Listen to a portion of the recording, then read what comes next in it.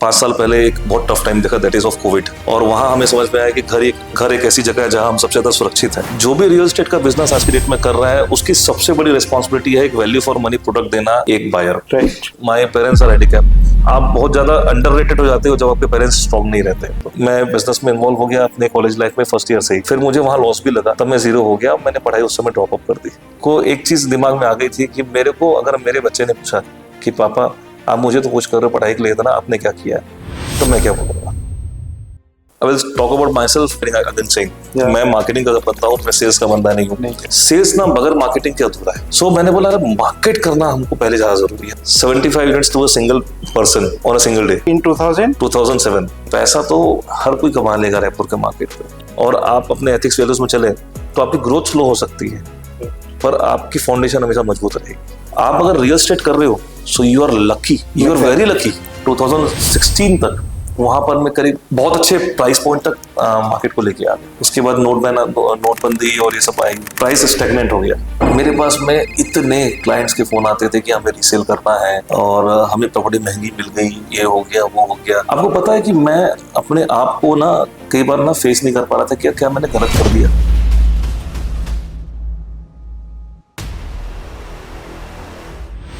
Hello guys, welcome to the next episode of the Property Show, the hot shots of the real estate by the real estate industry experts।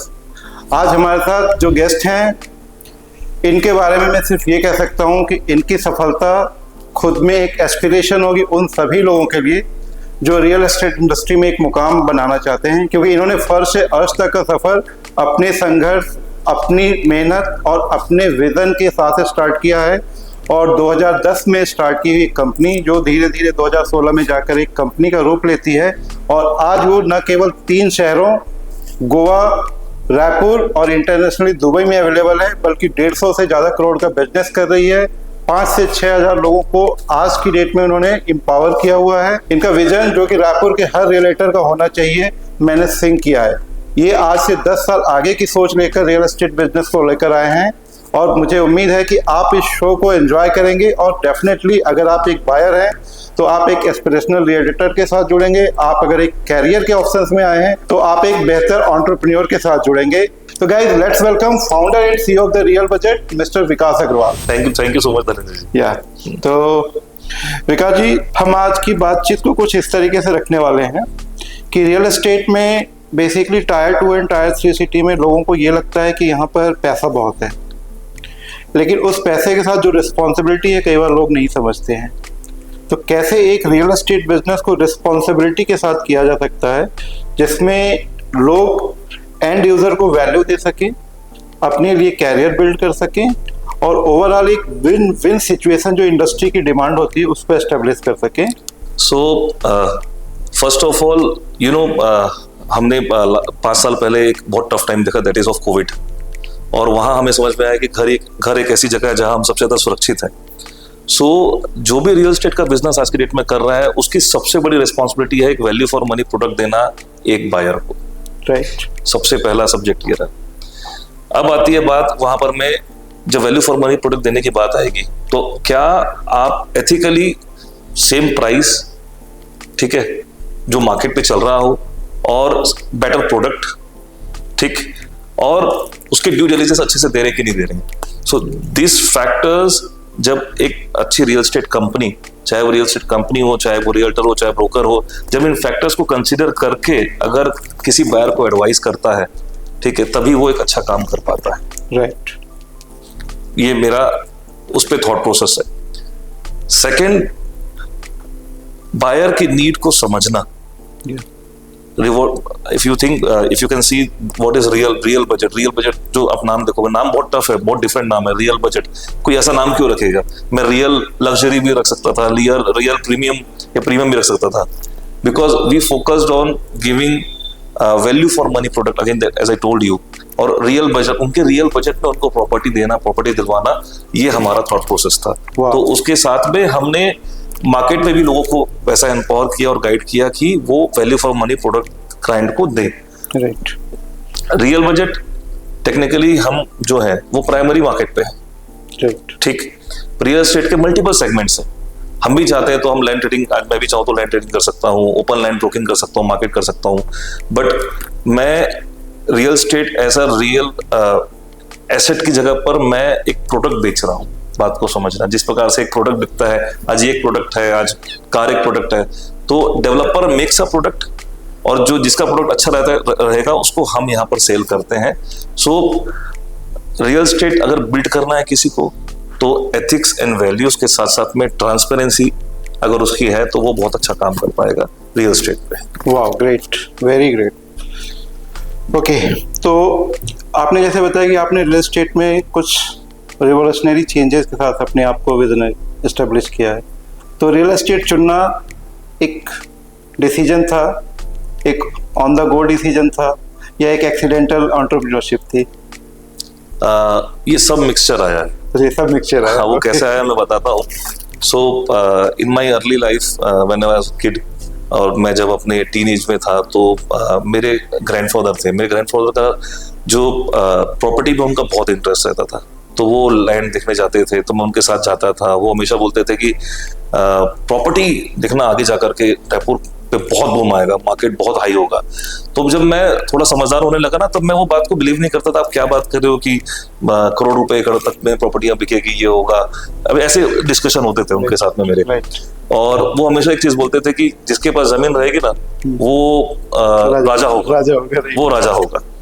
तो वहां से मेरा interest उनके साथ में था, मैं उनके साथ में घूमता था उस समय। देन जब मैं कॉलेज स्कूल लाइफ में खत्म हुई, मैं कॉलेज लाइफ में आया, so I shifted to transport business. But 2 साल ट्रांसपोर्ट बिजनेस करने के बाद मुझे लॉस लगा, तब मैं जीरो हो गया, बिल्कुल जीरो हो गया। एंड इवन दो मेरा तब कुछ भी मेरे पास नहीं था, then I started doing a job. तो जब मैं जॉब किया तो मैंने 6-7 महीने एक होटल पे एज अ रिसेप्शनिस्ट जॉब किया रायपुर पे। And it was a very low income for me at that very point of time. फिर एक दिन एक पेपर में ऐड दिखा कि सेल्स मैनेजर और मार्केटिंग मैनेजर की जरूरत है। So the ad was of Mars colonisers. आज अमित आहूजा जी का था, आज अमित आहूजा जी इस दुनिया में नहीं है। So he was the guy who given me job. वो हमारी एज के ग्रुप के ही थे। So I join that company on 10,000 rupees, और वहां से मेरा रियल एस्टेट का कैरियर फिर से रीस्टार्ट हुआ। Okay, and it was 2007। It was 2007. Early 2007. Early 2000. So how has the journey evolved from a marketing manager to a real estate developer who has a vision to conquer the world? So at 2007 when I joined that company, तो उनके साथ काम किया, और our first project was Wood Island. Okay. Just next to Mahadev Ghat. Okay. In Amleshwar. Okay. सो उनकी जेवी थी आज ग्रुप के साथ, मिस्टर अनुराग नाथानी जी के साथ में। तो मैं 6 महीना वहाँ जॉब किया मास कोलोनाइजर में। मैंने my best achievement over there was selling 75 units to a single person on a single day. 75 project in 75 a day units. to a one person. One person on a single day. In 2007. You didn't think you made a world record? It was not a world record, but it was a big achievement. और उस समय फिर उनका जो जेवी था आज group के साथ में, वो कोलैप्स हुआ। और फिर अनुराग नाथानी जी ने बोला कि आप मेरे साथ आ जाओ जॉब साथ में करने के लिए। So there I joined Aaj group as an employee and I started working over there. So वो मेरी ट्रांसफॉर्मेशन रियल एस्टेट का, वहां से मेरी जर्नी स्टार्ट हुई। तो वो एक इंटरेस्ट, चॉइस, और आप बोल सकते हो कि चांस, सब वहां पर इन्वॉल्व हो गया मेरे साथ में। ओके। सो वहां मैंने स्टार्ट किया, हमने पूरा वुड आइलैंड का प्रोजेक्ट सेल आउट किया।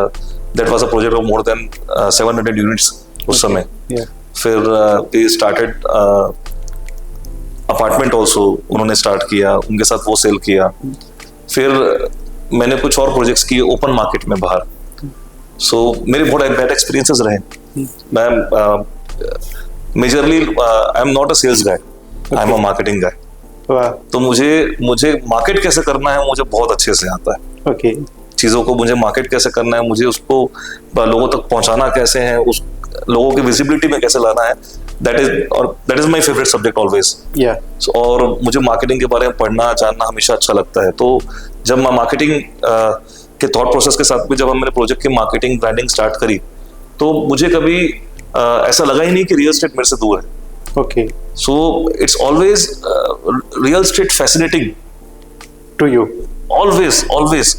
और एक चीज समझने की बहुत ज्यादा जरूरत है कि जब आप रियल एस्टेट बेच रहे हो, तो ऐसे तो आप कोई भी एक व्यक्ति आज एक शॉप खोलता है या कोई डीलरशिप लेता है, काम करता है, तो उसको बहुत पैसा इन्वेस्टमेंट करना पड़ता है। Right. But when you are realtor and agent and broker और कंसल्टेंट और एडवाइजर, आप करोड़ों का माल बेच रहे हो बिना किसी पैसा लगाया, और उसमें आप मार्जिन बेहतरीन सिर्फ आपको एफर्ट से मिलती है। Effort is the working capital. Efforts is the working capital. And margin. Your time is a working capital. Your sales skill is a working capital on that. Yeah.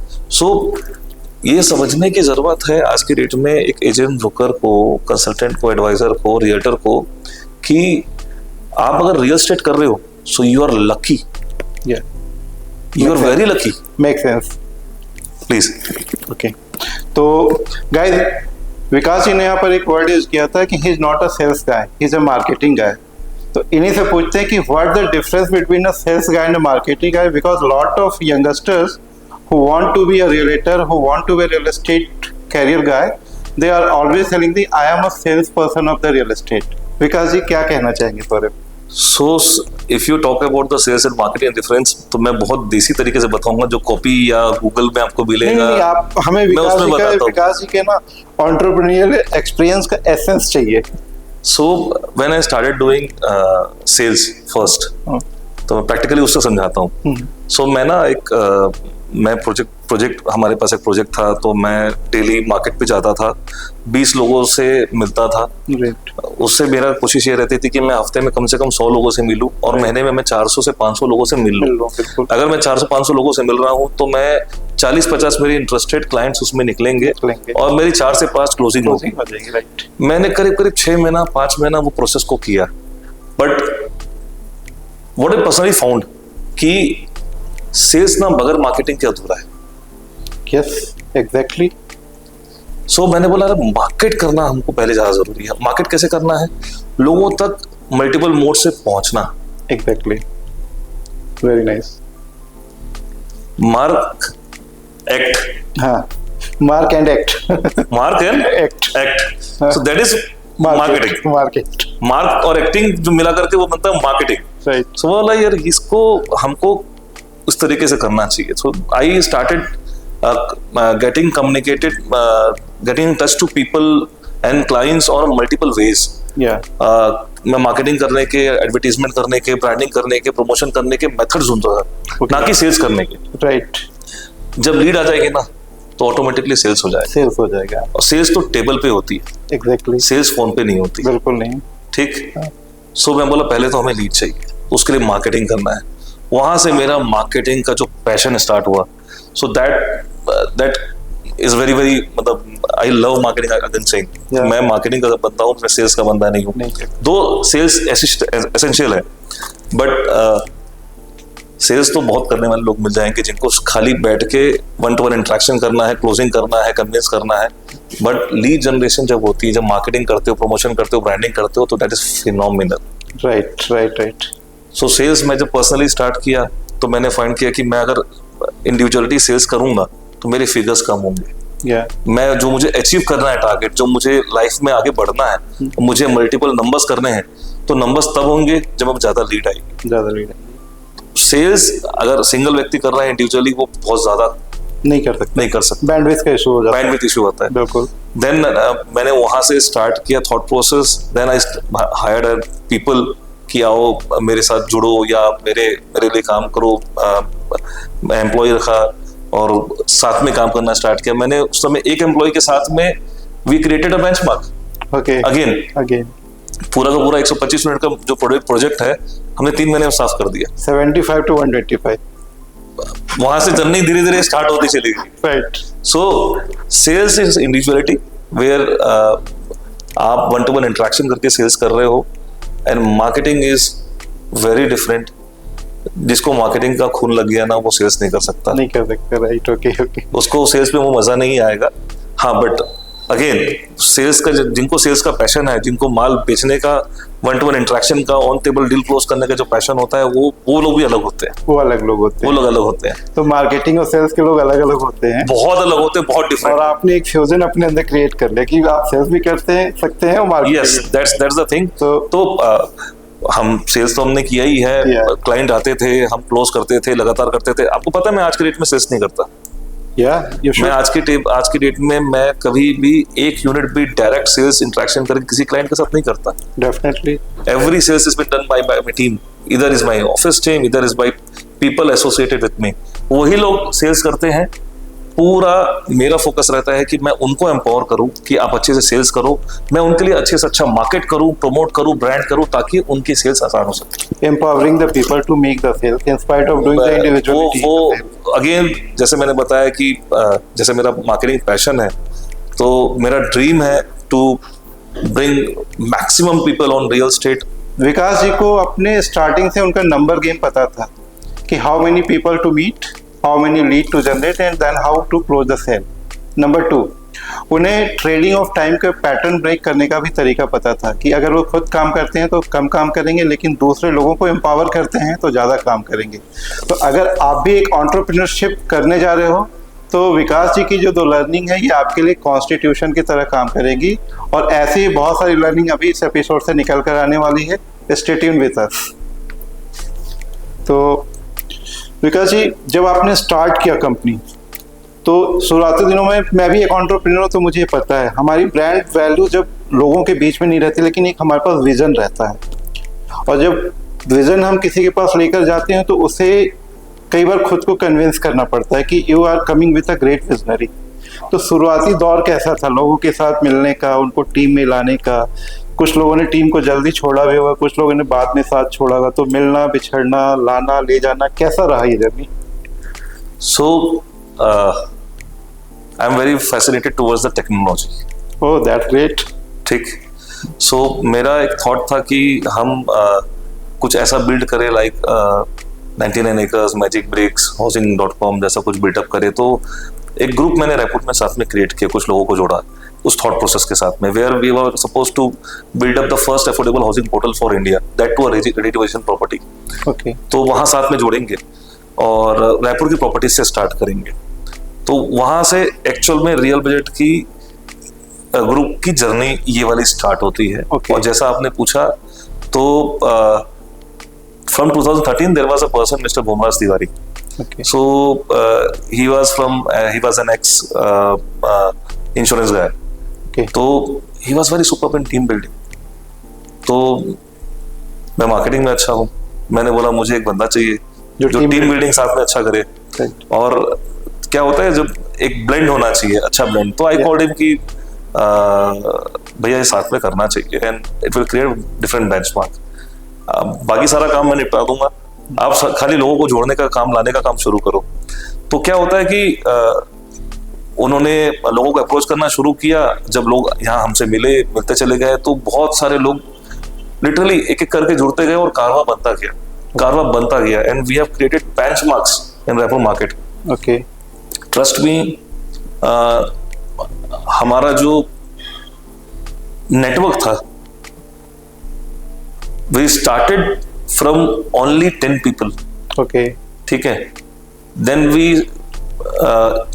accumulated near about 50. Okay. Then it goes to 150. Then it goes near around 500. Okay. Or trust me, more than 1,500 realtors in Chhattisgarh market we have trained, we educated, और real estate ethics and values के बारे में हमने उनको guide किया, market किया, जिसमें majorly 80-90% were the non industry players. Okay, मतलब आपने 90% से ज्यादा उन लोगों को जिन्हें जानकारी नहीं, जो रियल स्टेट के जानते ही नहीं थे, रियल स्टेट समझते ही नहीं थे। यू विल बी शॉक्ड कि सीए है, लॉयर है, इंजीनियर्स है, ऐसे लोग को हमने रियल स्टेट में एंटर करवाया है।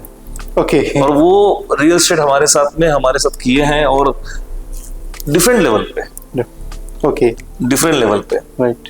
मगर मैं रायपुर मार्केट की आज बात करूं तो major players who are been leading in Raipur market right now, is sooner और लेटर हमारे साथ ही काम किए हुए और हमारे साथ मतलब हमारी ब्रांचेस ही हैं कहीं ना कहीं। ओके, ये है चीजें पूरी। ओके, तो ऐसे कुछ लोग होंगे जिन्होंने जर्नी को बीच में छोड़ा, कुछ लोगों ने एक्सपेंशन में छोड़ा, कभी कोई रिग्रेट फील होता है कि हमने उनको क्यों एम्पावर किया? It's a destiny. It's a destiny. It's a destiny. The one short and the beautiful answer. It's a destiny. It's a destiny. और जो ऊपर वाले ने लिखा होता है, जितना लिखा होता है, जिसके साथ जितना आपको बिताना होता है वो उतना ही होता है। And again, you can't control people. Yeah. You can educate them, you can mentor them, you can suggest them, but you can't control them. Yeah, exactly.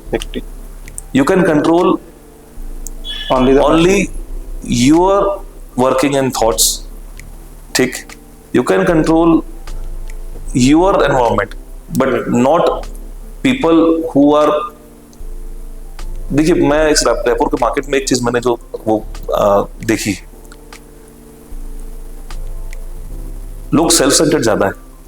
Yes, ठीक है, और एक बहुत बड़ा जो फैक्टर है रहा है, मैंने लोगों के साथ में जो जुड़े हैं, जो काम किए, जो निकल गए, जो चले गए, लोग जो मार्केट में जो ब्रोकर्स रियल्टर्स काम करें, मैं उनकी बात कर रहा हूं। मैं नहीं बोलता कि जो मेरे साथ काम किए कि नहीं किया, मैं उस बारे में नहीं बोलूंगा, बट मैं आपको पर्सनली बताना चाहूंगा कि एथिक्स एंड वैल्यूज नहीं। ओके, और जिसके पास एथिक वैल्यूज है ना, उसका स्ट्रक्चर बहुत बड़ा है। ओके, उसकी इमेज बड़ी है, उसकी इमेज बड़ी है। पैसा तो हर कोई कमा लेगा रायपुर के मार्केट पे, राइट, पर वो क्रेडिबिलिटी और image, credibility is very important, आप नहीं कमा पाओगे। तो इसी से मैं एक छोटा सवाल और ऐड करना चाहूँगा कि रियल एस्टेट इंडस्ट्री में सच में अभी भी अगर कहें तो क्रेडिबिलिटी एक बहुत बड़ा क्वेश्चन मार्क होती है। बिल्कुल, स्पेशली एंड यूजर के लिए, क्योंकि उसके अंदर एक बिलीव होता है कि जितने हैंड से होकर के प्रॉपर्टी उसके पास आएगी वो उतने एक्स होती जाती है। बिल्कुल। आप क्लाइंट्स के इस मिथ को कैसे ब्रेक करते हैं और आपने रियल एस्टेट में ये कैसे सिस्टम इम्प्लीमेंट किया कि जो आपके टीममेट्स हैं वो क्लाइंट्स को ये ट्रस्ट दिला पाए कि आप बेस्ट हैंड से प्रॉपर्टी लेने जा रहे हो और आपको बेस्ट प्रॉपर्टी मिलने जा रही है? मैं ना आपको एक बहुत छोटा सा एग्जांपल बताता हूँ, और ये लिटरली मेरे लाइफ में मैंने बहुत बड़े चैलेंज के बाद में इसको ओवरकम किया जी। We started selling a project on 2013-14 that was an Ask City. Okay. It was a plotted development. On the ring road? Old Dhamtari Road. Old Dhamtari Road. Okay. हाँ, so वहाँ हमने plotted development किया. At that very point of time, हमने 2016 तक वहाँ पर मैं करीब बहुत अच्छे प्राइस पॉइंट तक मार्केट को लेके आ गए, क्लोज टू 600-700 रुपीज। उसके बाद नोटबंदी और ये सब आई, राइट, प्राइस स्टैग्नेंट हो गया।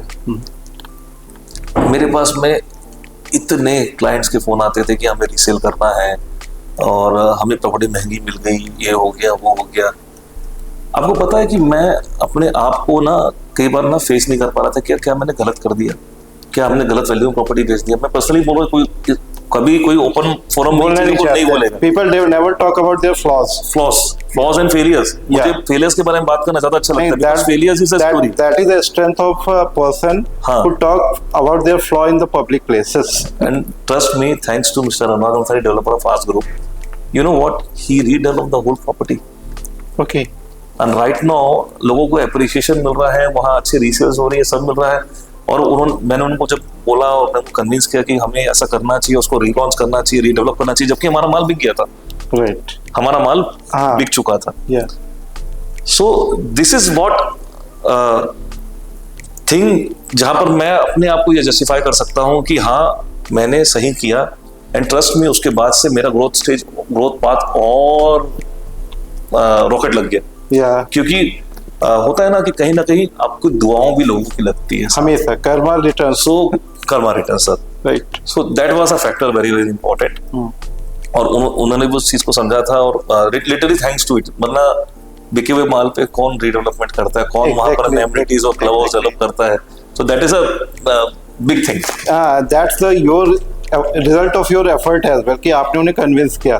अदरवाइज लोग थोड़े से ऐसे टफ टाइम में क्विट करने का सोचने लगते कि चलो यार हो गया, what I have to do. Sir believe me, मैं रियल बजट ग्रुप की क्रेडिबिलिटी, मार्केट इमेज बहुत अच्छी है जैसा लोग बताते हैं, हम भी मानते हैं कि हम अच्छा करते हैं। Trust me, one thing I am telling you, बहुत प्रोजेक्ट्स हमारे पास में आते हैं कि हमको लोग बोलते हैं, डेवलपर्स बोलते हैं कि मार्केट करो। हमारा सबसे बड़ा फैक्टर क्या रहता है मालूम है? 5 P's में हम चलते हैं। Okay 5 P's। मैं अभी पूछने वाला था कि रियल बजट के प्रोजेक्ट सिलेक्शन के एल्गोरिथम क्या है। Guys, this is a podcast जहां पर मुझे चुप रह के सिर्फ सुनना है, right? I got a super super super entrepreneur जो खुद सब कुछ बताने वाले हैं। I just have to catalyse him. Sir please.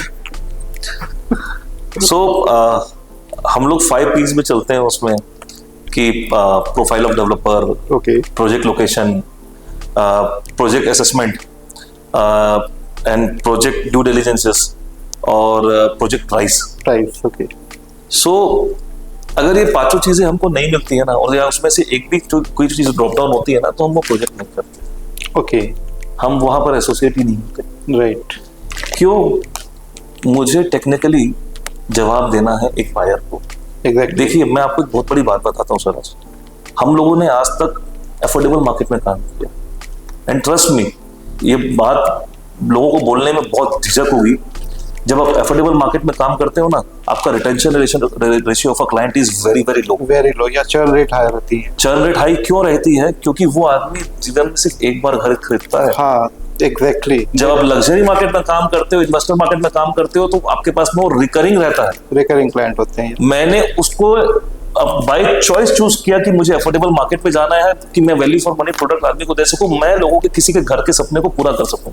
Okay, वो मेरा चॉइस था, आज भी वो मेरा चॉइस है। राइट। मैं आज भी लग्जरी मार्केट रायपुर में कर सकता हूँ, इतने लग्जरी डेवलपमेंट्स हो रहे हैं, मैं उसको बेच सकता हूँ। स्टिल मेरा product still with the affordability, कि लोगों को सही प्रोडक्ट मिले, सही वैल्यू मिले। ट्रस्ट मी, आज की डेट में हम जो काम कर रहे हैं, and the schemes and the payment plans हम जो काम कर रहे हैं, वो मार्केट में कोई नहीं कर रहा है। Okay.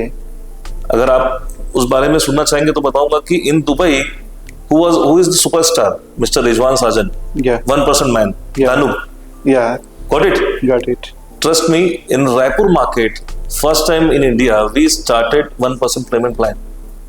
1% payment plan. Okay. 1% payment plan we started in Raipur market की जो वैल्यू आप एक EMI आती है, 1% की EMI आती है जब कोई होम लोन लेता है, मैं उसमें आपको प्रॉपर्टी दे रहा हूँ। मैं भी आपसे पूछने वाला था कि 1% ये 1% प्लान क्या है रायपुर मार्केट के लिए। मुझे लगता है ये एक नया एस्पेक्ट है, एंड बायर्स को और व्यूअर्स को सभी को जानना चाहिए। Sir please. Thank you so much. So what is 1%? I am telling you. देखिए,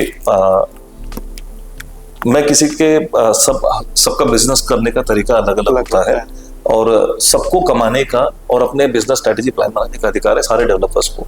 मैं किसी के प्रॉफिट मार्जिन पे नहीं जाना चाहता, ना मैं किसी के स्ट्रेटेजी में जाना चाहता। बिल्कुल। बट जहां मेरा कंट्रोल है, या जहां पर मैं सजेस्ट कर सकता हूं, जो डेवलपर्स मेरे साथ मेरे हमारे सजेशंस को मानते हैं, because I am a adviser and consultant first, तो वहां हम गाइड एडवाइस ये करते हैं कि हर कोई विन विन कंडीशन में रहे। एक बायर भी विन विन कंडीशन में रहे, एक एजेंट, ब्रोकर, कंसल्टेंट, रियल्टर भी विन विन कंडीशन में रहे, और एक डेवलपर भी विन विन कंडीशन में रहे। राइट। कि वो भी अगर कोई प्रॉपर्टी डेवलप कर रहा है तो उसको नुकसान ना हो, वो प्रॉफिट में जाए। एक रियल्टर जो प्रॉपर्टी को बेच रहा हो, वो भी उसको भी मेहनताना मिले, प्रॉफिट मिले, और एक बायर को भी वैल्यू फॉर मनी प्रोडक्ट मिले, ताकि जब भी वो रीसेल करे तो उसको एप्रिसिएशन मिले। ये माइंडसेट बना हुआ है कि अपार्टमेंट्स में एप्रिसिएशन नहीं आता। राइट। करेक्ट। राइट। अब यहाँ शुरुआत होती है 1% पेमेंट प्लान की। Okay. अपार्टमेंट में क्यों नहीं आता? क्योंकि majorly there is a CLP plans, construction linked payment plans. Okay. आपने एक्सकवेशन किया, गड्ढा किया, फाउंडेशन पे हो, आप इतना % दे दो, बुकिंग में 10% दे दो, फिर आप 10% दे दो, फिर फर्स्ट स्लैब हुआ तो 5% 10% दे दो। आप देखेंगे कि बिल्डिंग के बनते बनते डेवलपर कई बार 80-90% पेमेंट ले जाता है। राइट। हाँ, बिल्कुल करेक्ट हूँ मैं बात पे? बिल्कुल।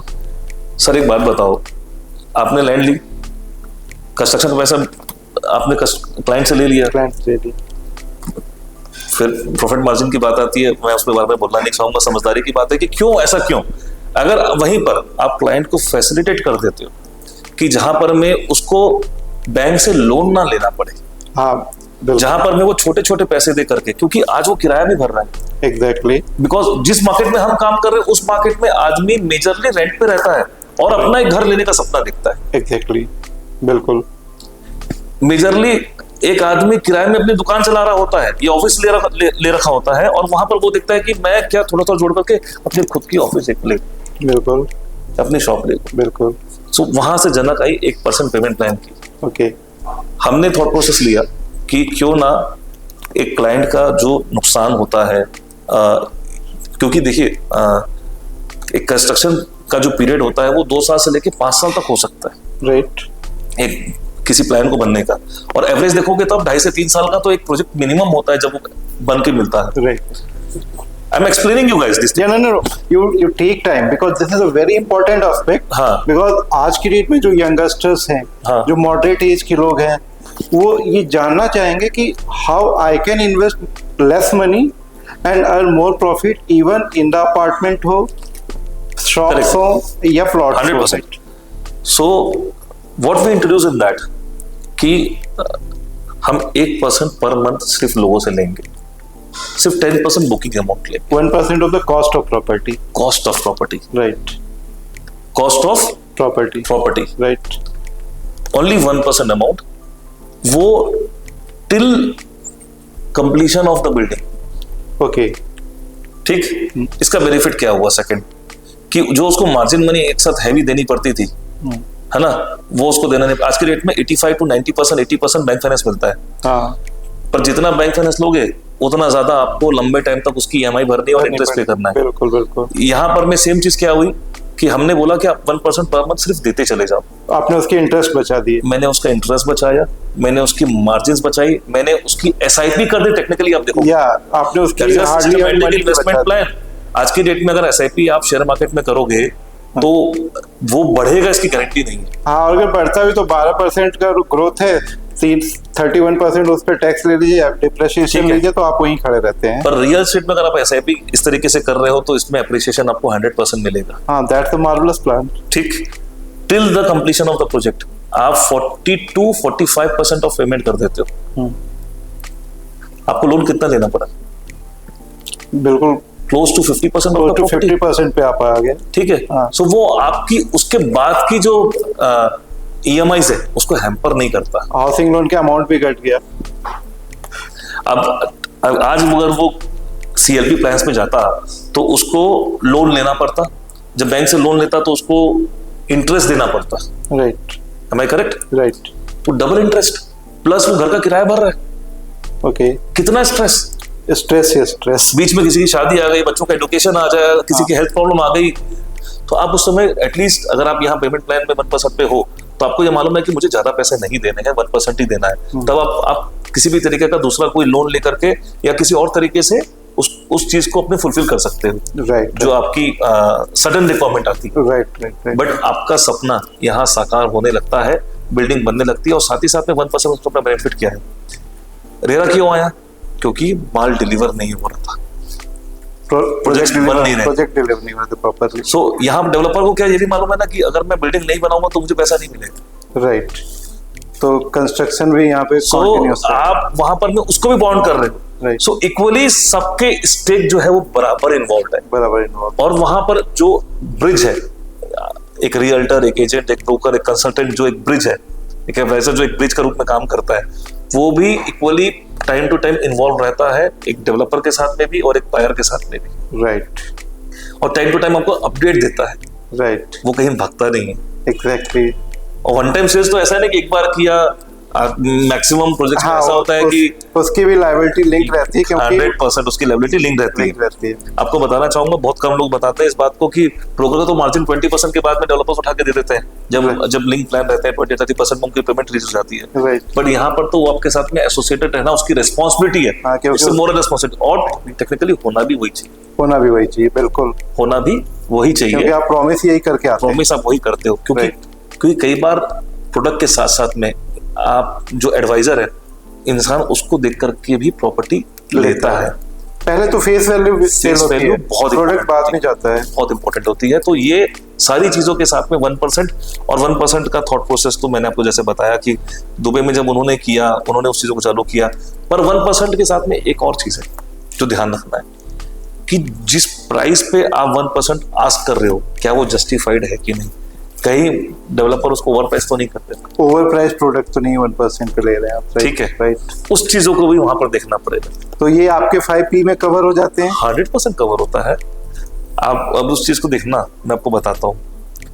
जो आप 5P में कवर होता है, बोलना चाह रहे हो कि ओवर प्राइसिंग कवर नहीं होता। ओके, अंडर प्राइस मतलब प्रॉपर जो मार्केट नहीं, आपने जैसे कहा कि एक P इक्वल टू प्राइसिंग है। हाँ। तो जब आप किसी रियल एस्टेट को, बेसिकली आप जब किसी रियल एस्टेट प्रोजेक्ट को स्कैन करते हैं, हाँ, तो आप पहले ही देख लेते हो कि कहीं ओवर प्राइस तो नहीं आने वाला है। अब मैं आपको बताता हूँ। मैं दावे के साथ ये बोल सकता हूँ कि रियल बजट आज के डेट में जो भी प्रोडक्ट सेल करता है, प्रोडक्ट नॉट प्रोजेक्ट, हाँ, प्रोडक्ट, राइट, प्रोडक्ट सेल करता है, हमारा प्रोडक्ट मार्केट के जो भी वहां पर पेरिफेरी में दूसरे प्रोडक्ट होंगे उससे 10% कम मिलेगा। कॉम्पिटिटिव प्राइसिंग मिलेगा, very good, value for money project मिलेगा, प्रोडक्ट मिलेगा, यही हमारा मोटो है। ओके। तो राइट, जो मैं समझ पा रहा हूँ कि इन्होंने एक इनोवेटिव 1% पेमेंट स्कीम छत्तीसगढ़ के मार्केट में पहली बार लॉन्च की है। बायर्स को 3 फायदे होने वाले हैं। सबसे पहले, उन्हें EMI में 100% प्रिंसिपल पे करना है, इंटरेस्ट बचेगा। नंबर 2, वो 40 to 45% ऑफ मनी जो कि उनके हाउसिंग लोन की है वो इंटरेस्ट फ्री तरीके से SIP के रूप में दे देंगे। और 50% लोन होने के कारण उनकी EMI कम होगी, लोन की बर्डन्स कम होंगे और वो एप्रिशिएटेड प्रॉपर्टी को एंजॉय कर सकते हैं। इसके अलावा जो उनके कंसल्टेंट्स हैं वो भी कंटिन्यू उनके साथ लिंक में रहेंगे, क्योंकि उनकी अर्निंग भी EMIs में ही आ रही है। तो बायर्स को 3 तरीके से फायदे हो रहे हैं। पहला, उसका हार्ड अर्न सेविंग नहीं जा रहा। दूसरा, उसे 100% प्रिंसिपल पे करना पड़ रहा है। और तीसरा, एप्रिशिएटेड प्रॉपर्टी उसको कॉम्पिटिटिव प्राइस पे मिल रही है। Am I right, sir? 100% sir, good. 100%। तो सर, आपने तो एक रिवॉल्यूशन ला दिया छत्तीसगढ़ मार्केट में, और कहूँ तो छत्तीसगढ़ के रियल एस्टेट मार्केट में। रेजिस्टेंस नहीं फील हुआ या मेरा नहीं हो रहा? रेजिस्टेंस में मैं चाहूँ कि मैं उस चीज पे जाऊँ कि जैसे मैं आपको एक एग्जांपल देना चाहूंगा कि recently in India Godrej also started 1% payment plan. Okay, ठीक है, तो क्या गोदरेज को रेजिस्टेंस फील होने वाला है? डेफिनेटली नॉट, डेफिनेटली नॉट, मैं तो रेजिस्टेंस फील करूँ। राइट। तो इनोवेशन कभी भी रेजिस्टेंस फील नहीं कराता। Is it okay sir? Sir, technically it's an innovation की जगह पर आप बोल सकते हो कि proactive evolutionary thinking. It's not innovation, it's a revolution. It's a evolution. It's going to be a revolutionize the entire real estate market in Chhattisgarh. Again, सारे stake holders का उस पे कमाना जरूरी है, चाहे वो बायर क्यों ना हो, चाहे वो सेलर क्यों ना हो, चाहे वो डेवलपर क्यों ना हो, सबका इक्वल स्टेक बहुत प्रॉपर्टी होना चाहिए, तभी real estate market long term में इंडिया में खूब दिखेगा। और बहुत अच्छा आगे, पर मिस सेलिंग और मिस प्राइसिंग जो है वो बहुत बड़ा इफेक्ट करेगा। Sir, miss selling, miss pricing, आपने 2 वर्ड कई बार बोले हैं। थोड़ा सा व्यूअर्स को बताइए कि मिस सेलिंग या मिस प्राइसिंग क्या कंसेप्ट है और उन्हें इसे परचेज करने से पहले कैसे समझना चाहिए। सर, मेजरली अगर आप आज के डेट में देखोगे तो close to 50% of business is done by the brokers, realtors, and close to 50% is done by the direct developers. 50-50 हो रहा है, 50-50 का रेशियो क्लोज टू रहता है।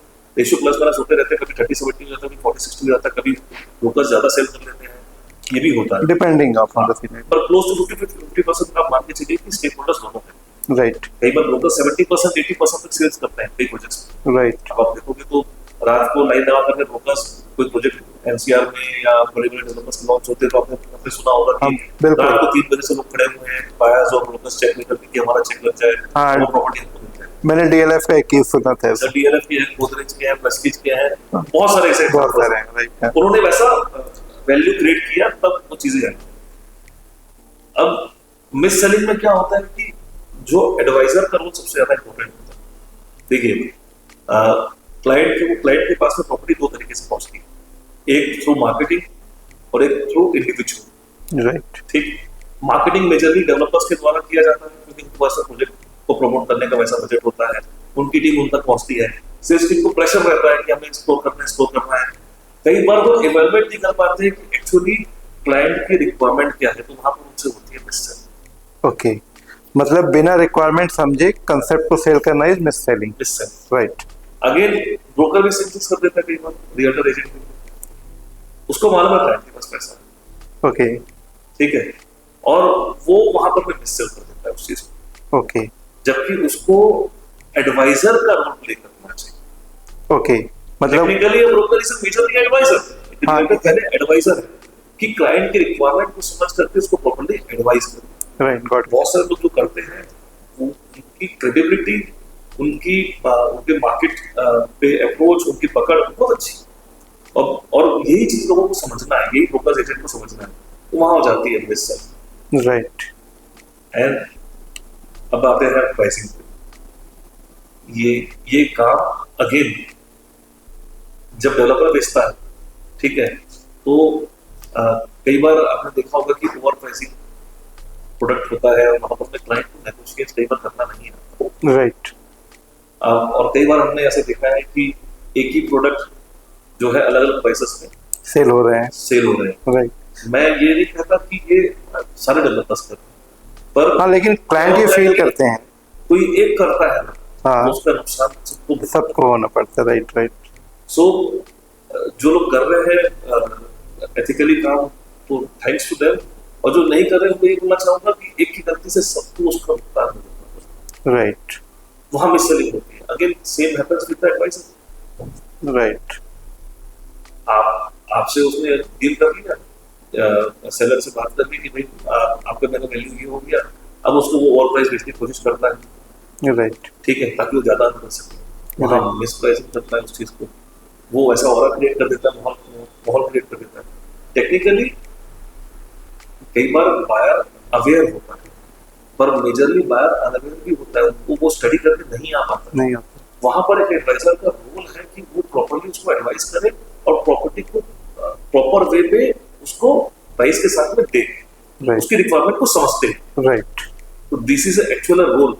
यहीं पर में लैक ऑफ एजुकेशन की कमी है towards the realtors and brokers also, and towards the sales team of the developers also. Yeah, कि सबको वो चीज को समझना है। Exactly, they have to deliver the values. Right, right.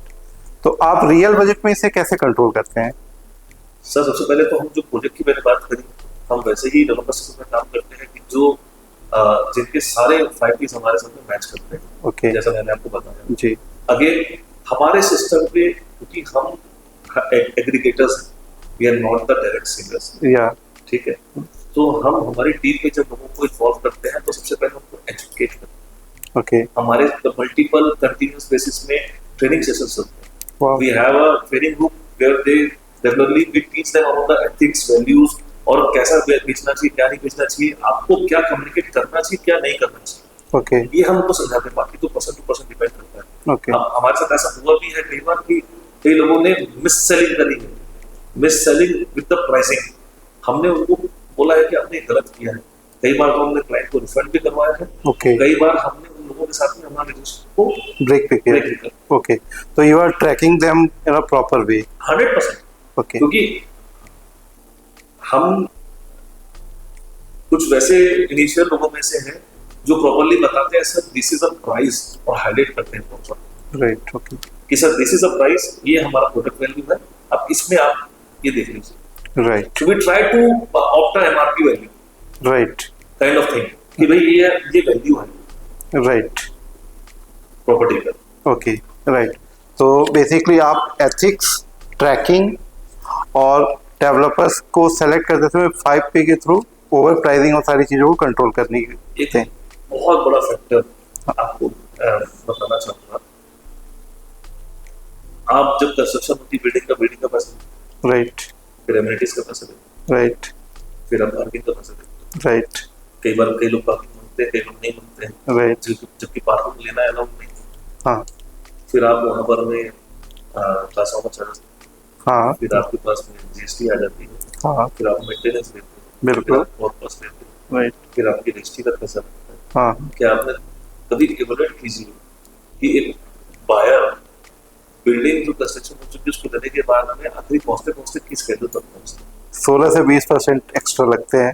तो आप जब इसको देखो तो अगर आपने वो बनाया हुआ है तो बहुत अच्छी बात है, यहाँ पर वर्किंग करना बहुत जरूरी है। एग्जैक्टली। इधर हम पहले दिन से उसको अपने कॉस्ट में इन्वॉल्व करें, या वी शुड, मतलब ये तो रिक्वेस्ट है बिल्कुल बिल्कुल, कि वो कॉस्ट को वैसा इन्वॉल्व कर ले ताकि ना क्लाइंट को मालूम रहे कि मेरे को सिर्फ और सिर्फ आदमी में जाके जीएसटी देना है और मेरे को मेंटेनेंस का पैसा पे करना है। और क्योंकि एमिनिटीज तो हर किसी को बनाना ही है, बनानी, बिल्कुल। एमिनिटीज ऐसी चीज होती है कि जो अट्रैक्ट करती है। या तो जो मैं समझ पा रहा हूँ कि आप ये कहना चाहते हैं कि developers must also include the cost of ownership in terms of amenities and other charges in the basic prices, so that the client will get कि हमें एक्चुअल में कितने पैसे देने हैं, इन स्पाइट ऑफ वो जो मल्टीपल स्टेप्स में समझ में आता ये थॉट हमारा नहीं है, ये थॉट बायस का है। है। ये बायर्स के थॉट डेफिनेटली। ये क्वेश्चन जो रिजल्ट रेशियो है ना, जो लोग क्यों होता है किसी सेल्स में प्रोजेक्ट्स में, उसको पता होता है कि ये प्राइस मिल रहा है, जब वो टेबल पर बैठता है तो उसको पता चलता है कि यानी इसमें तो यहाँ बढ़ गया, यहाँ बढ़ गया, तो वहां पर क्लोजिंग रेशियो कम हो जाता है। राइट राइट पैसे तो लेने हैं क्योंकि वो कॉस्ट ऑफ डेवलपर, ये नहीं कह रहा हूँ फ्री में, राइट। मैं ये कह रहा हूँ कि वो कॉस्ट को ही पहले अपन अपने पोर्टफोलियो में इन्वॉल्व करते हैं। कई लोग नहीं करते हैं, अलग से बताते हैं, फिर वो कॉम्पिटिटिव रेट दिखाने के चक्कर में चीजें, हाँ, they are the kind of the just having the marketing techniques. पर स्टिल जिसको लेना है वो ले। ठीक, ठीक है, राइट, थैंक यू सर। आपने 2-3 चीजें कई बार रिपीट की हैं अपने पूरे कन्वर्सेशन में। पहली थी वैल्यूज, दूसरी थी टीम और तीसरी थी टेक्नोलॉजी। रियल बजट आज एक बड़ी टीम के साथ काम कर रहे हैं, तो कैसे बड़ी टीम के साथ वैल्यू, टीम की ग्रोथ और टेक्नोलॉजी को आप इनकॉर्पोरेट करते हैं। सो जैसा मैंने आपको बताया कि फॉर द वैल्यूज, जब भी टीम हमारे साथ कोई भी एसोसिएट होता है, हमारी टीम में जुड़ता है, तो हम उसको एजुकेट करते हैं, हम उसको ट्रेन करते हैं, उसको बताते हैं कि क्या कैसे प्रेजेंट करना है, क्या बताना है, क्या नहीं बताना है। आपको कंपनी की एथिक्स एंड वैल्यूज को प्रॉपरली प्रेजेंट करना है। कोई भी miss commitment towards the product of the developer buyer को नहीं करना है कि मैम सर ये भी दे देंगे, ये भी दे देंगे, ये भी दे देंगे। जितना मैनुअल में दिया हुआ है वही आपको प्रेजेंट करना है, फर्स्ट थिंग। अब वहां पर आपने पूछा सेकंड, दैट वाज एथिक्स तो हो गया, वैल्यूज, टीम को कहते हैं। टीम को हम उस टीम मैनेज करने के लिए हमने personally, very less people know कि हमने खुद का एप्लीकेशन बनाया हुआ है, ओके, जहां पर हम साइट विजिट खुद रजिस्टर करते हैं। ओके, ठीक, तो वहां पर में क्लाइंट के पास ओटीपी जाता है, जो भी क्लाइंट विजिट कर रहा है वो प्रॉपर्टी विजिट करता है, तो एक जब भी वो हमारा एडवाइजर वहां पर में उसको रजिस्टर करता है तो क्लाइंट को ओटीपी जाता है, वो ओटीपी हम फीडअप करते हैं, तो वो उसकी साइट विजिट वहां पर रजिस्टर होती है। ओके, तो आपने सारी चीजों को टेक्नोलॉजी में उसको ट्रैक करें, तो क्लाइंट के साथ फोटो, खुद का ऐप है हमारा इसका, जैसे आपके बिजनेस जो कंसल्टेंट को वो यूज करते हैं, और आप सारी चीजों को फ्रेमवर्क। सो टेक्निकली हम लोग उसको बिजनेस कंसल्टेंट नहीं बोलते, दे आर अवर पार्टनर्स। आप अपने पार्टनर्स को, हाँ, so they are our partners, technically they are our direct sales partners, they are our DSPs, हम उनको पार्टनर्स बोलते हैं हमारे। सो उनके साथ में चीजें होती है। And in regards of technology, if you ask, I love technology but I am not from the technical background, I am not a technical techie guy, but technology के साथ में प्यार हमेशा रहा है और उसके साथ पे इनोवेशन करने की चाहत हमेशा से साथ में रही है। और टीम को भी हम वैसा एम्पावर करते हैं, उनको किस तरीके से सोशल मीडिया में, इंस्टाग्राम में, फेसबुक में एडवर्टीजमेंट करना है, ब्रांडिंग करनी है, ये सब ट्रेनिंग भी हम साथ में देते हैं। एवरी ट्रेनिंग, आपको मार्केट कैसे करना है, ब्रांड कैसे करना है, सब टीम को मिलती है। और टेक्नोलॉजी के साथ में कैसे काम करना है, व्हाट्सएप को कैसे आप यूज कर सकते हो अपने मार्केटिंग, ब्रांडिंग, प्रमोशंस में, कैसे आप कैनवा यूज कर सकते हो, कैसे आप मल्टीपल टूल्स यूज कर सकते हो, कैसे आप वीडियोस बना सकते हो। हमने सबसे ज्यादा प्रमोट किया है कि आप अपने आप को वीडियो में प्रेजेंट करके साइट की, क्लाइंट की वर्चुअल विजिट कराओ। ये भी हम लोगों को करते ताकि आपका टाइम सेव हो, क्लाइंट का टाइम सेव हो, और ultimately everything has a cost. आज एक क्लाइंट साइट विजिट में आता है फिजिकली, तो एक टीम मेंबर का भी ना 500 से 1000 रुपये खर्चा हो जाता है। Acquisition cost of a lead is very higher, acquisition cost of a client customer is much more higher than that. Yeah, exactly. The conversion ratio is so more than- technology जब आपके पास में है तो उसको इतना अच्छे से यूज करना चाहिए ना। So that is our main motto कि आप टेक्नोलॉजी को ऐसा अडॉप्ट करो कि वो आपके लिए आपको सपोर्ट प्रोवाइड करे। पर यहीं पर एक सबसे बड़ा फैक्टर आता है कि आज के डेट में सबसे ज्यादा लोग जो है वही टेक्नोलॉजी पे अपना टाइम वेस्ट करते हैं। तो हम रेगुलर बेसिस में ये कैंपेन अवेयरनेस चलाते रहते हैं, सबको बोलते रहता हूँ कि जब आप सोशल मीडिया पे जा रहे हो ना तो उसको आपके ऊपर ऑब्सेस होने मत दो, ऑब्सेशन नहीं आना चाहिए। आप वो फ्लिकिंग से बचना है अपने को। You have to utilize all हाँ, of this. आप इंस्टाग्राम में जा करके प्रमोट करो ताकि लोग फ्लिकिंग करके आपको देखें, ना कि आपके प्रोडक्ट को देखें, ना कि आप वहां पर लोगों के प्रोडक्ट को देख रहे हो Yeah. या लोगों की चीजों को देख रहे हो। There should be a creator you should be creator, in spite of the user. Viewer बनने की जगह पर Right. है ना क्रिएटर बनने वहां पर साथ में। तो ओवरऑल आप एम्प्लॉयमेंट जनरेट कर रहे हैं, एम्पावर कर रहे हैं और लोगों को करियर दे रहे हैं। Am I right? सर मेरा मिशन विजन भी कुछ उसी तरीके से जुड़ा हुआ है। सिर्फ एक जगह पर मेरी रिस्पॉन्सिबिलिटी नहीं है, मेरी रिस्पॉन्सिबिलिटी सोसाइटी की तरफ भी है, हमारी फ्रेटर्निटी की तरफ भी है। फ्रेटर्निटी बोलने से realtors, agent, broker, real community की तरफ भी है। और हम तो हमेशा चाहते हैं कि नए लोग लगातार यहाँ आए, क्योंकि जब तक नए लोग आएंगे नहीं तो चेंजेस नहीं आएगा, नई स्ट्रेटेजीज, नए आइडियाज नहीं आएंगे। ठीक, जब नए लोग आएंगे तो नए प्रोसेस ड्रिवन चीज़ों पे आएंगे, और जब नए एजुकेटेड यंगस्टर्स आते हैं तो वो लोग और कुछ नया करने का प्रयास करते हैं। सो हमारा मोटो हमेशा रहा है कि फ्रेशर्स को भी रियल एस्टेट में इन्वॉल्व करना। और थैंक्स टू हमारी नेशनल एसोसिएशन ऑफ रियल्टर्स, हमारी एनआर इंडिया एक संस्था है जो एसोसिएशन है ब्रोकर्स और रियल्टर्स के लिए। ठीक है, that is an association of association. So हर सिटी में एक एसोसिएशन होता है और उनके साथ उनकी mother association that is NR India. So वहाँ हम जो सीखते हैं, वहाँ जो हमें बताया जाता है कि कोर एथिक्स वैल्यूज में काम करो, लोगों को एजुकेट करो, सिस्टम प्रोसेस में काम करो, आप हर चीज़ जो है वो रिटर्न पे करो। तो ये सारी चीज़ें जो है हम यहाँ पर लोगों को आके जो एग्जिस्टिंग कर रहे होते हैं उनको भी बताते हैं, साथ ही साथ में जो नए आ रहे होते हैं उनको एम्पावर करते हैं कि रियल एस्टेट ये है, ये सेगमेंट्स है। ठीक है, और आप यहाँ पर में ये आपकी रीच हो सकती है, या आप ये हाइट्स को अचीव कर सकते हो, जस्ट आप कोर एथिक्स और फुल कॉन्शियस के साथ में, फोकस के साथ में काम करते हो। तो one mission vision is to bring more and more people to the industry. Second, our mission is to give again हर जो, देखिए it's always the buyers market, it's never the sellers market. जब बायर्स मार्केट होता है तो हर लोगों को, हर व्यक्ति को अपना एक घर या ऑफिस उसको मिले। ये हमारा एक्चुअल में मिशन है कि हम ज्यादा से ज्यादा लोगों तक, जो उनका सपना है कि मैं अच्छे एक सोसाइटी में रहूं, अच्छे घर में रहूं। देखो, आपने आजकल देखा होगा कि कोविड के बाद से ट्रेंड बढ़ गया, घर सुरक्षित लगता है। घर सुरक्षित लगता है, और आपको हमेशा एक एक्स्ट्रा रूम की स्पेस की जरूरत है और अच्छी जगह पर रहने की जरूरत है, ताकि आपकी फैमिली भी वहां पर अच्छे तरीके से, आपके बच्चे हैं, आपके पेरेंट्स वहां रह रहे हो तो, या आप भी वहां अकेले रह रहे हो तो आपको वैसे हेल्दी लाइफस्टाइल और वैसे हेल्दी कल्चर और माहौल सोसाइटी वहां मिले आपको। सो यही हमारा मिशन है उसके साथ। That's very good. मैं शुरू से देख रहा था इस शो में, आप एम्पावरमेंट, एथिक्स, वैल्यूज, इन पे बहुत फोकस कर रहे हैं, right?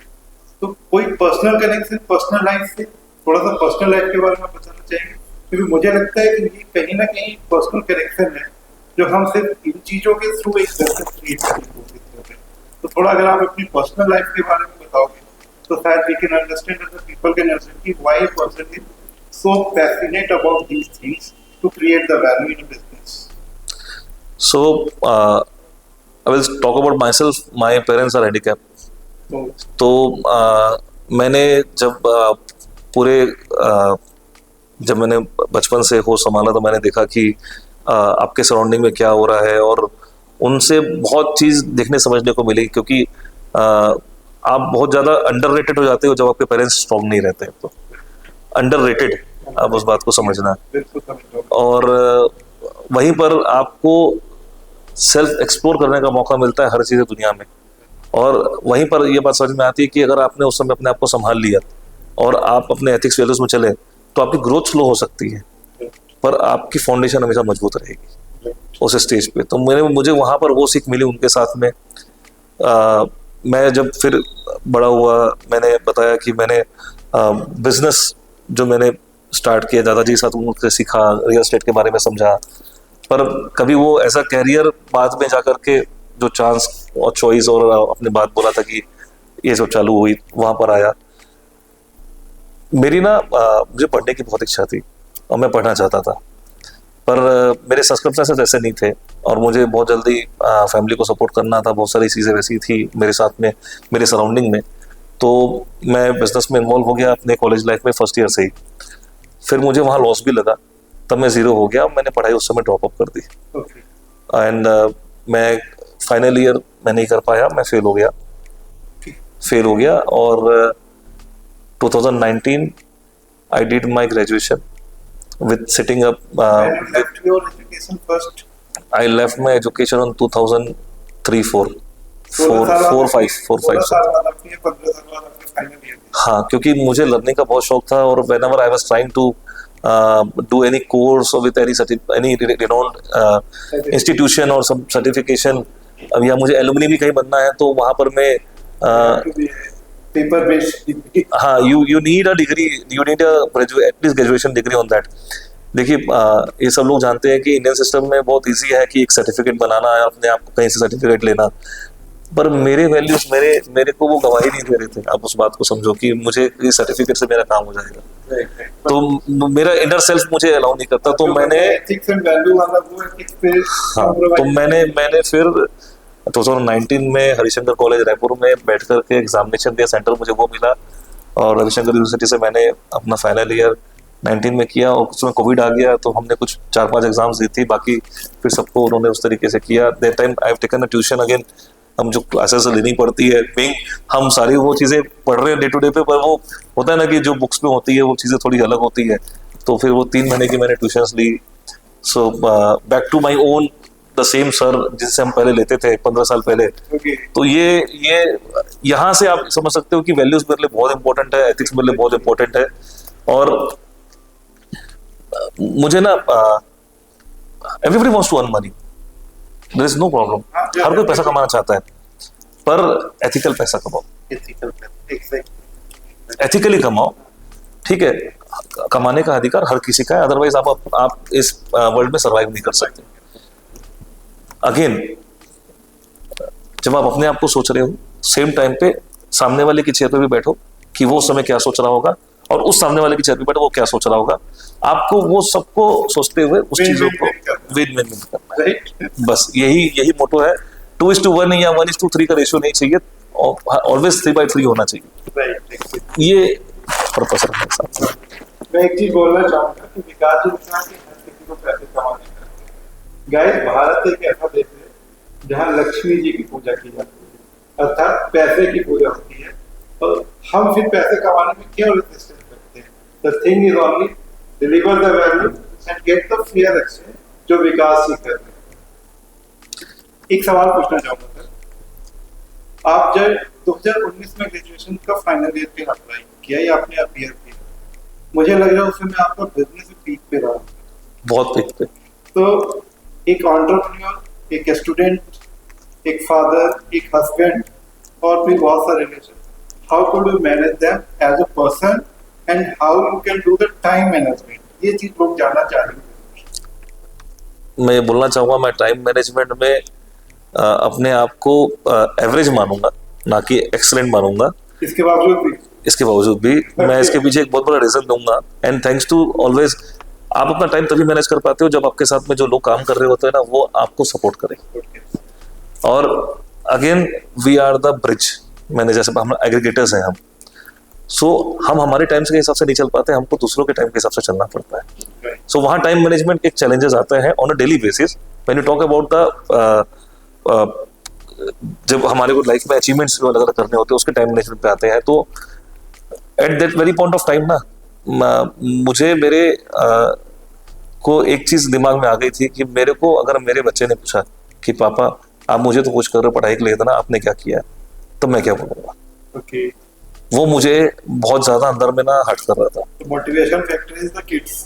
Motivation factor is kids and the when institutions are rejecting me कि नहीं सर आप ग्रेजुएट नहीं हो, हम आपको कोर्स करने के लिए वो नहीं कर सकते। और मैंने कभी भी अपने प्रोफाइल में बीकॉम नहीं लगाया, एज अ ग्रेजुएट नहीं लगा पाया। जब भी उसको वो एक क्वेश्चन आता था ना, तो वो मुझे वहां पर वो इतना पिंच करता था कि मैं अंडर ग्रेजुएट हूँ, अंडर ग्रेजुएट हूँ। तो वो बहुत बड़ा फैक्टर था मेरे लिए। तो बहुत सारे मैंने सक्सेस स्टोरीज आपके अभी सुनी, बहुत सारे अचीवमेंट हुए, कोई ऐसी सक्सेस जिसमें आपको सबसे ज्यादा प्राइड फील होता? सर सक्सेस दो तरीके की है। मैं मेटेरियलिस्टिक सक्सेस की बात कर रहा हूँ। अगर मेटेरियलिस्टिक सक्सेस की बात करोगे तो पीपल डोंट नो, छोटी छोटी बातों से स्टार्ट करता हूँ। जब लोग सोचते थे कि प्रीमियम गाड़ी कैसी होती क्या होती है, जब एक एजेंट ब्रोकर भी वो नहीं कर पाता। 2014 आई आफ्टर ऑडी, 2014 आई बाइट, तो लोग बोलते थे कि तो बड़ा ब्रोकर बन गया, बड़ा एजेंट बन गया, बड़ा रिएटर हो गया ये तो। और लोगों ने मुझे उसको सेटबैक भी दिया।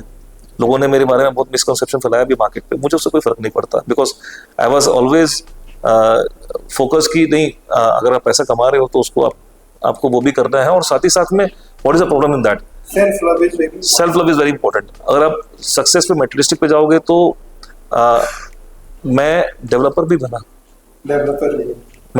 बना, मैंने प्रोजेक्ट भी किया। वो एक चेंज था साथ में कि हाँ नहीं मुझे प्रोजेक्ट भी करना है, कि कब तक अब हम दूसरों के प्रोजेक्ट बेचेंगे, खुद के प्रोजेक्ट करना है। तब मैंने एक प्रोजेक्ट किया multi sport city Magarghata Amleshwar. क्यों मैंने मल्टी स्पोर्ट सिटी क्यों बनाया कि यार एक प्रॉपर्टी होनी चाहिए जहां पर मैंने सबको सारी चीजें फैसिलिटीज मिलनी चाहिए, बिकॉज लोगों को एमिनिटीज नहीं मिलती थी। पहले के प्रोजेक्ट्स आप जाके देखो, लेबर के प्रोजेक्ट्स में एमिनिटीज नहीं मिलेगी, तो मेरा थॉट प्रोसेस था कि उस एमिनिटीज वहां मिलनी चाहिए लोगों को। तो मैंने 15 में हमने लाइन प्रेजेंट स्टार्ट किया। 16 में थॉट प्रोसेस को नोटबंदी आ गई, तो वहां पर मैं बहुत सारा चैलेंजेस आ गए। देन 18 में उसका अप्रूवल आया। बट मुझे फिर समझ में आया एक चीज, मेरा काम डेवलपर का नहीं है। मैं चीजें बेचने में अच्छा हूँ, मार्केट करने में अच्छा हूँ, मैं कंसल्ट करने में अच्छा हूँ, परंतु जब डिलीवरी देने की बात आती है तो वो वही कर सकता है जिसको कंस्ट्रक्शन करना आता हो। मैं अपने आप को उसमें वो मानूंगा। हमने बहुत अच्छा बेंचमार्क अचीव करने की कोशिश करी है मल्टी स्पोर्ट सिटी में भी, और किया भी है। एंड स्टिल मेरे कुछ प्रोजेक्ट्स अपार्टमेंट्स के भी लाइनअप में हैं, क्योंकि मुझे मालूम है कि क्लाइंट को क्या चाहिए, क्या बनाना है। पर मैं अपने साथ में एक अच्छा पार्टनर उसमें लेकर के ही उसको साथ में उसको बिल्डअप करूंगा। Still we are having a project coming up at Shankar Nagar for the apartment. तो मैंने रेरा भी आज ले लिया है प्रोजेक्ट का, पर मैंने लॉन्च नहीं किया। स्टिल वेटिंग कि मुझे एक अच्छा बनाने वाला व्यक्ति उसमें मिले, जो उसमें कंट्रीब्यूट करे बनाने के लिए अच्छा, जो वैल्यूज लेकर, हाँ जो वैल्यूज लेके आए उसके कंस्ट्रक्शन पे भी। So this is me, this is particularly me. मैं इनिशिएट कर लूं और बाद में उसको मिड रास्ते पे छोड़ दूं, ये मैं नहीं करना चाहता।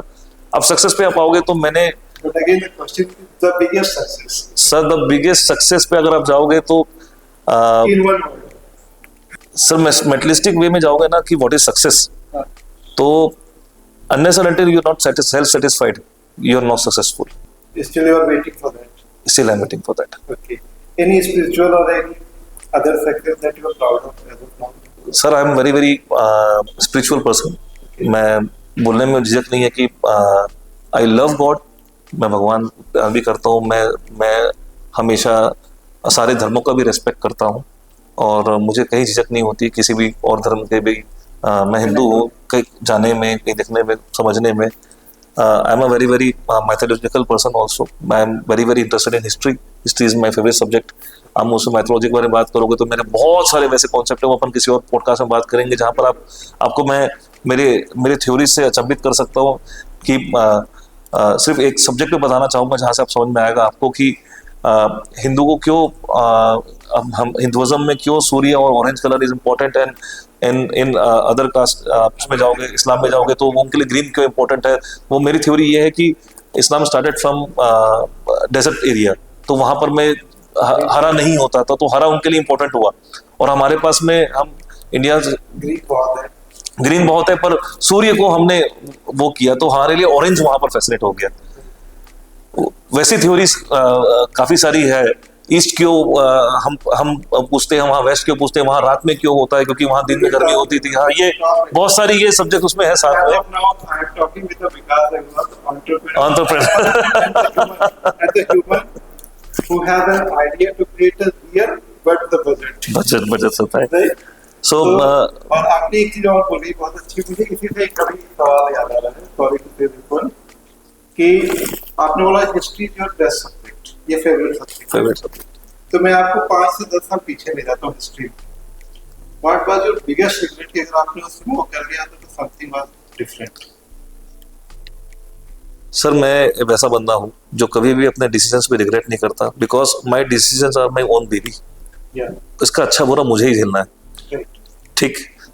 मेरा एक ही वो है कि मैं अगर और लर्निंग अपनी बढ़ा पाता, मुझे वो टाइम मिल पाता, तो मैं उसको करने का प्रयास करता। You have a regret कि you have to learn a lot.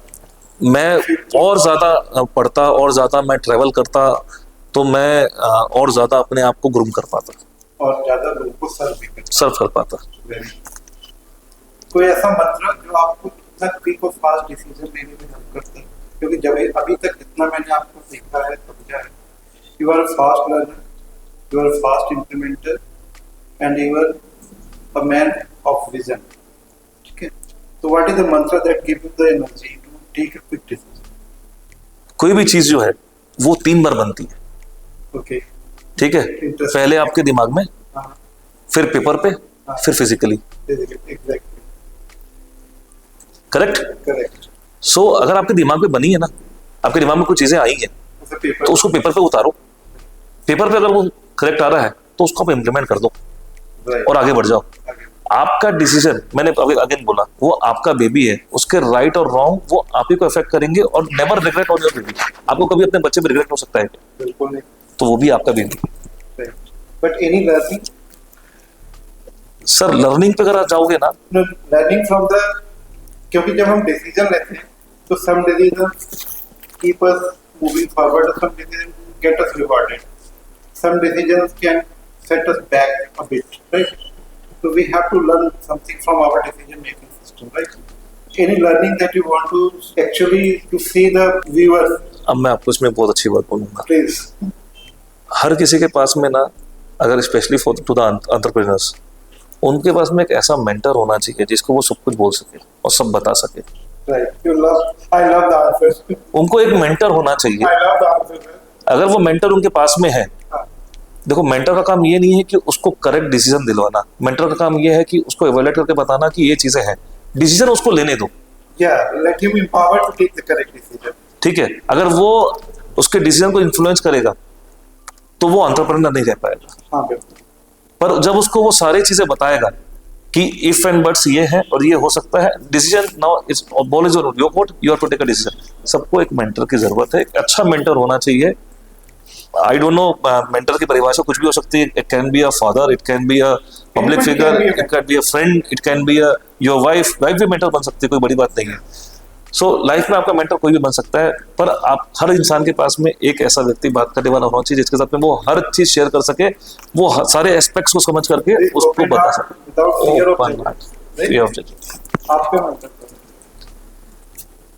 Sir कुछ तो सीक्रेट रहने दो।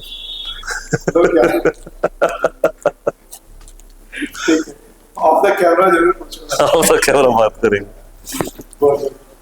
तो मैं एक सवाल पूछने वाला था कि आपके घर में ऐसी कौन सी चीज जो लोग जानते नहीं, तो मुझे समझ में आया एक सीक्रेट मेंटर है जो लोग नहीं जानते और आप उसको नहीं बताना चाहते। इसके अलावा कुछ और नहीं? सर मेंटर में भी मैं आपको एक चीज बोलूंगा कि mentors can also be a multiple on various subjects. On business, you can have a different mentor. On family things, you can have a different mentor. For education, you can have a different mentor. You can have a different mentors on different platforms. I agree. But you should have it. You should. You should have it. You have it always. जैसे बोलते हैं ना कि अब जब भी परिवार की बात आती है तो आप अपने किसी एक ऐसे व्यक्ति से बात करते हो परिवार के डिसीजन लेने के लिए।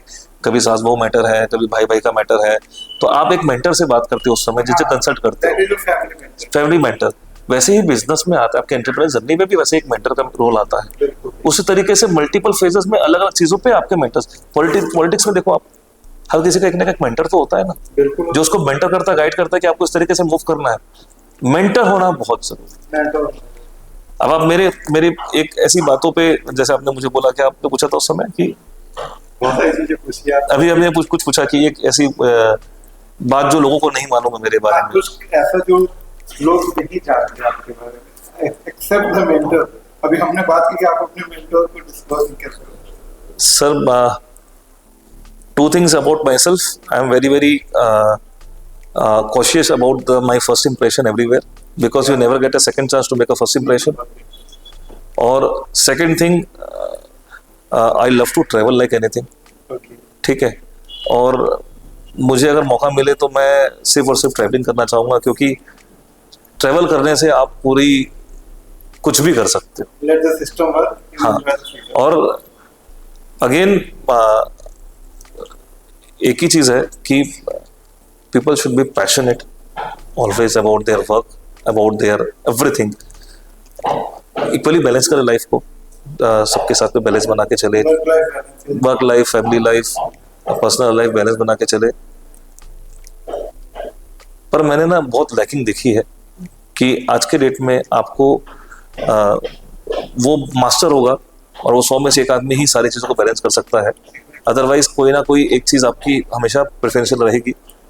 आई कैन से, जैसे मैं बोलूँगा मैं 100% नहीं हूँ, क्योंकि मैं am not healthy fit today nowadays as I used to be 5 years 3 years back. तो कोविड इफेक्ट भी आता है सबको, कई लोगों को आया भी है। Otherwise I am very very very very health conscious person. But one thing मुझे बहुत अच्छा लगता है जब मैं देखता हूँ कि मेरे साथ काम करने वाले लोग अर्न कर रहे हैं और उनकी फैमिली और उनकी ड्रीम्स पूरे हो रहे हैं। So that one thing gives me utmost satisfaction in my life, utmost satisfaction in my life. And personally अगर एक चीज़ जो आपने मुझे पूछी थी, मुझे मेरा एक पर्सनल टाइम है जब मैं अपने ऑफिस से घर जाता हूँ, जो मेरा 5 मिनट है, वो 5 मिनट मैं जब भी मुझे मौका मिलता है मैं फुल साउंड में कार की कांच को बंद करके म्यूजिक सुनता हूँ, और वो म्यूजिक मुझे वापस रिचार्ज करता है। ये मेरा पर्सनल है, जो बहुत लोगों को कम पता है, बहुत कम पता है। I am lover of that particular moment जो मुझे अपने लिए मिलता है मुझे। और आपको बहुत एक बात और बताना चाहूँगा, लोगों को लगता है कि ट्रैवल करते समय कई लोग फ्लाइट के टाइम जर्नी को बहुत टफ मानते हैं। Personally when you are in flight at that very point of time आप अपने आप से मिलते हो। उस समय आपको डिस्टर्ब करने वाला कोई नहीं होता जब आप सोलो ट्रैवल कर रहे हो। वो उस समय का जो मेडिटेशन आपका होता है, जब आप अपने बारे में, अपने काम के बारे में, अपनी चीज़ों के बारे में बात करते हो, सोचते हो खुद से, वो बहुत इंपॉर्टेंट है और वो मैं करता हूँ। ये खुद से खुद की मुलाकात एक वही टाइम है जब आप अपने साथ में कुछ भी नहीं, डिस्टर्बेंस है, कोई डिस्टर्बेंस नहीं, मोबाइल का नेटवर्क नहीं, कुछ नहीं है। Great sir, nice talking to you. एक दो सवाल और छोटे थे जो कि बहुत सारे लोगों के लिए करियर गाइडेंस के तौर पे भी हो सकते हैं। तो रायपुर में रियल एस्टेट का फ्यूचर आप क्या देखते हो, और आप लोगों को क्या एडवाइस करोगे कि कैसे इसमें ये आपकी तरह ही वैल्यू देते हुए करियर बना सकते हैं? सर फर्स्ट, सबसे पहले तो रायपुर का मार्केट, रायपुर की जो ज्योग्राफिकल पोजीशनिंग है वो बहुत ही जोरदार है, and we are blessed enough to be in Raipur. आज के डेट में आपको किसी भी सिटी में ट्रेवल करना हो तो you just don't require 1.5 hours की फ्लाइट। कनेक्टिविटी चारों तरफ से इजी है। रायपुर के पास में आपने देखा होगा कि इतने रिसोर्सेस हमारे पास यहाँ अवेलेबल है, चाहे मिनरल्स है, सो इतनी सारी इंडस्ट्रीज है, स्टील इंडस्ट्री है। और रायपुर को ना ही सिर्फ वेस्ट रायपुर का पैसा, but south Chhattisgarh, north Chhattisgarh, even western Orissa भी पूरा यहाँ पर इन्वेस्टमेंट करता है। आपने ध्यान दिया होगा। और ईस्टर्न महाराष्ट्र भी यहाँ आता है, नागपुर से भी लोग यहाँ पर इन्वेस्टमेंट करते हैं। सो दो ज्योग्राफिकल लोकेशन का जो बेनिफिट है वो बहुत ही अमेजिंग है। प्लस अभी तो रायपुर का मार्केट 10% भी डेवलप नहीं हुआ है। अभी आपने कहा मल्टी स्टोरीज देखी है? हाँ, अभी तो हम 10 या 11 फ्लोर पे, अभी आप 12-14 फ्लोर तक पहुंचे हो। अविनाश ने अभी स्टार्ट किया है कि वो 18-20 फ्लोर्स तक पहुंचे हैं। अभी तो पूरा जहान बाकी है।